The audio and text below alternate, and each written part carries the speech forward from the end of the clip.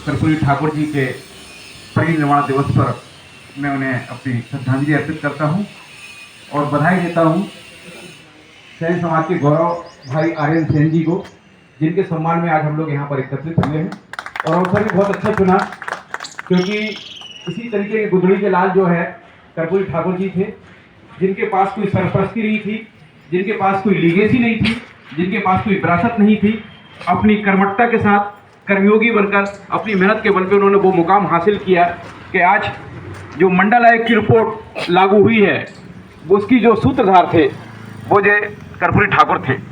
और कर्पूरी ठाकुर ने ही सबसे पहले अति पिछड़ों का आरक्षण लागू किया, महिलाओं का आरक्षण लागू किया, और उसी आरक्षण पे जो है ईडब्ल्यूएस आरक्षण की बुनियाद भी हुई। आपने देखा होगा संविधान का 101वां जो संविधान संशोधन हुआ था, उसमें जो असंवैधानिक एक आरक्षण दिया गया था, ईडब्ल्यूएस आरक्षण सामान्य वर्ग के लोगों को, तो दरअसल उसकी आधारशिला सबसे पहले बिहार में रख दी गई थी कि भाई जो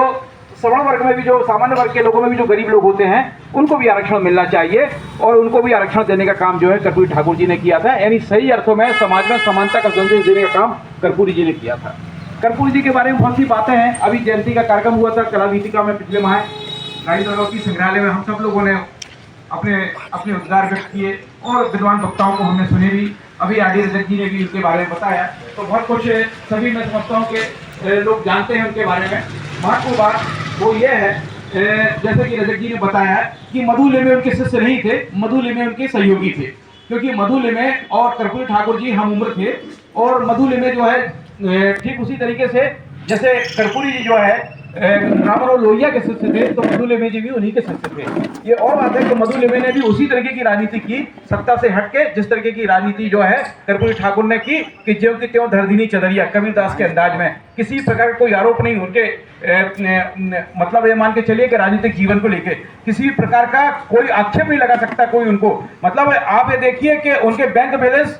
को अगर आप देखें, उनके पास ये है, जहां भी आते जाते थे रिक्शे से आते जाते थे। मुख्यमंत्री थे तो सादगीपूर्ण तरीके से उन्होंने अपने मुख्यमंत्री कार्यालय को निर्वहन किया। बच्ची की शादी की तो अपने सचिवालय के सारे अधिकारियों को कह दिया, आईएएस लोगों को कह दिया कि कोई सरकारी वाहन का इस्तेमाल नहीं करेगा, ना कोई प्लेन जो है समस्तीपुर की धरती पर उतरेगा। तो यह मेरा परिवार का आयोजन है, यह कोई सरकारी आयोजन नहीं है। आज तो स्थिति यह है कि हम देखते हैं कि कोई छोटा मोटा भी अगर राजनीतिक कार्य करता है तो वह बकायदा पूरा अपनी जो है वैभव का प्रदर्शन करता है और बार बार लोगों को बताएगा कि उसमें प्रधानमंत्री जी आ रहे हैं, उसमें मुख्यमंत्री जी आ रहे हैं, उसमें पुराने भैया जी आ रहे हैं, उसमें कैबिनेट मंत्री आ रहे हैं, तमाम लोग आ रहे हैं। यानी किस तरीके के वो लोग थे। कुछ लोग हैं जो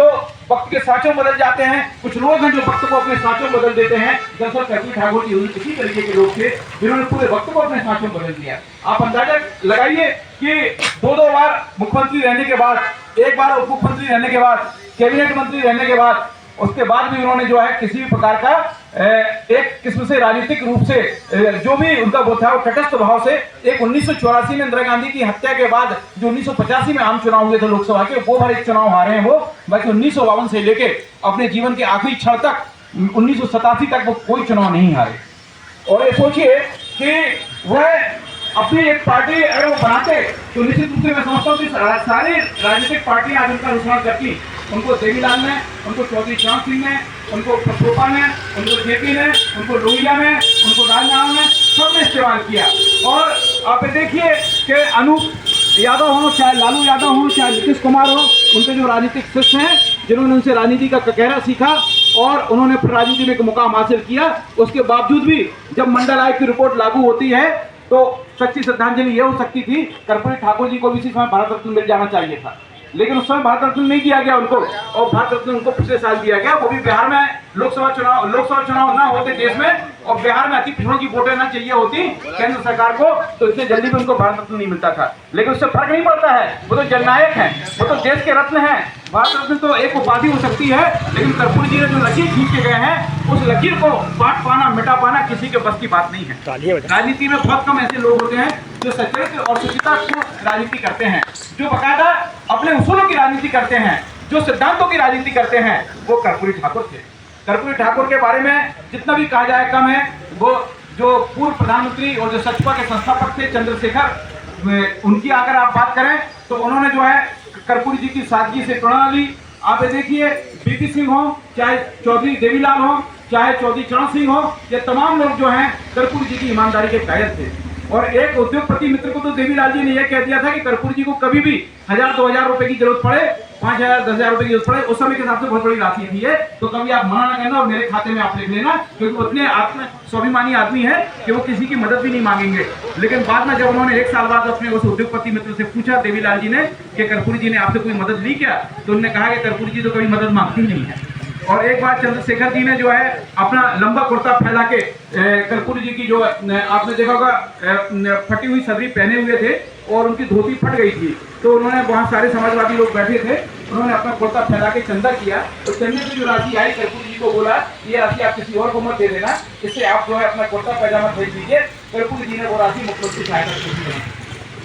कहने का तात्पर्य यह है कि ऐसे लोग भी थे कि जिनके वृत्तांत के बारे में हम सुनेंगे तो हमको लगेगा कि हम कहीं किसी एलियंस के बारे में बात तो नहीं कर रहे हैं, किसी हम अन्य ग्रह के प्राणी के बारे में, किसी अन्य प्लैनेट के व्यक्ति के बारे में बात तो नहीं कर रहे हैं। ऐसी जगह पर जहां पर लोग एक दूसरे को आगे बढ़ने के लिए टांग पकड़ के खींचते हैं, गिराते हैं, एक दूसरे के बारे में कानाफूसी करते हैं। ऐसा भी समय था कि राजनीति में कठिन मार्ग अपनाया कर्पूरी ठाकुर जी ने कि मैं किसी भी प्रकार की शॉर्टकट नहीं अपनाऊंगा और सस्ती राजनीति नहीं करूंगा, उसूलों की राजनीति करूंगा। यही कारण है कि जब भी समाजवादी आंदोलन की बात आएगी, जब भी समाजवादी विचारधारा की बात आएगी, सच्चे अर्थों में खड़े उतरने में दो ही लोगों का नाम आएगा, मधु लिमेका और कर्पूरी ठाकुर का। बाकी सारे लोगों ने जो है आरएसएस को लेजिटिमेसी देने का काम किया है, सारे लोगों ने जो है आरएसएस से हाथ मिलाने का काम किया है। तो कर्पूरी ठाकुर जी को हम सिर्फ इसलिए बार याद न करें कि कर्पूरी ठाकुर जी ने जो है सेन समाज के थे, अति पिछड़ा वर्ग के थे, उन्होंने आरक्षण को लागू किया और उन्होंने बकायदा जो है आप ये देखिए कि चौकीदारों को जो नाइट शिफ्ट में काम करते थे उनको नियमित कर्मचारी बनाया, उन्होंने नदी जोड़ो परियोजना लागू की,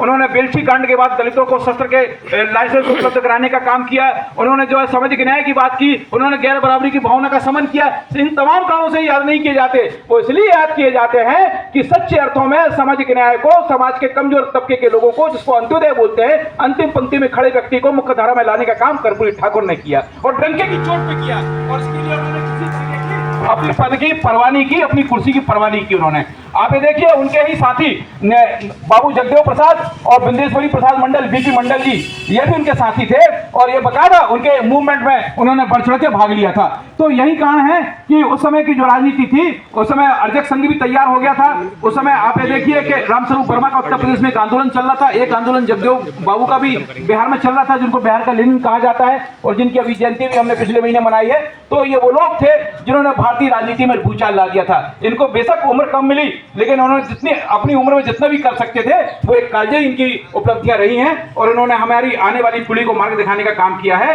तो मैं चाहता हूं कि हम सारे लोग कर्पूरी जी को याद करें और हमारे युवा साथी भाई आर्यन जी को लाख लाख बधाइयां, वो उत्तरोत्तर प्रगति करें, आगे बढ़े। हम सारे लोग अवाक्स भी जो है 14 अप्रैल बाबा साहब अम्बेडकर जयंती के दिन उनको सम्मानित कर रहे हैं, ये हम लोगों ने तय किया है और हम जो है आप सब लोगों ने आमंत्रित किया, उसके लिए आपको हृदय से साधुवाद। और मैं चाहता हूं निजामे कुहन बदल दूं, मगर फकत ये मेरे बस की बात नहीं, उठो जागो मेरी दुनिया के आम लोगों, ये सब की बात है, 2 4 10 की बात नहीं। धन्यवाद। जय भीम, जय भारत, भवतु सब मंगलम।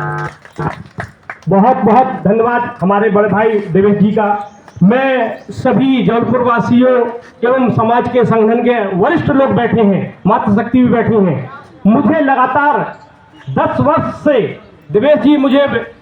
मतलब जननायक कर्पूरी ठाकुर जी के बारे में बताना, उनके बारे में मुझे प्रोत्साहित करना, मुझे मार्गदर्शन करना, मुझे कभी डांट भी देते हैं, कभी प्यार भी करते हैं और मुझे दिशा दिखाए। और निरंतर आज मैं कह रहा हूं, भारत रत्न मिलने के पीछे जो है पीछे रीढ़ की हड्डी के रूप में देवेश भाई मेरे साथ काम करते रहे। मैं उनसे हमेशा चाहूंगा कि उनका आशीर्वाद ऐसे ही बना रहे और भविष्य में उनकी विचारधारा विराट रूप हिंदुस्तान में पैदा हो और लोग उनके